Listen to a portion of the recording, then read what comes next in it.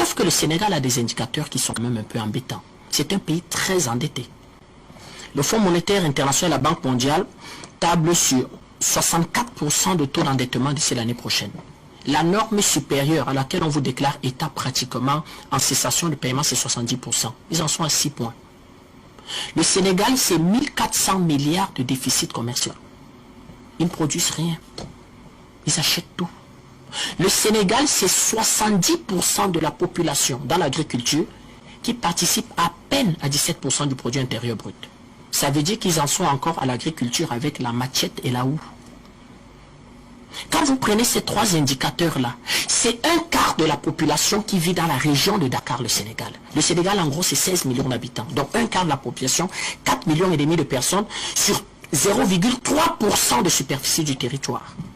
Quand vous prenez ces indicateurs-là, vous vous rendez compte que les différentes politiques néocoloniales amenées par Senghor, Abdou Diouf, Abdoulaye Wade et Macky Sall ont conduit le pays dans une véritable voie sans issue. Donc, à travers ces indicateurs-là, sur le plan économique, pour moi, le président sénégalais n'a plus de marge de manœuvre. Parce que qu'est-ce qu'il faut faire? C'est la montée énorme du chômage des jeunes. C'est la montée de la pauvreté. C'est les terroirs qui ne sont pas construits. Parce que pour se donner une espérance au Sénégal, espérer trouver un travail, espérer trouver une compagne, espérer faire de bonnes études, espérer se soigner, il faut venir dans la région de Dakar. C'est là-bas à la limite où est concentré entre guillemets le développement sénégalais. Et les autres alors qu'est-ce qu'ils font? Les tensions ont repris en Casamance. L'armée a perdu quelques hommes il y a quelques semaines. La guerre a repris.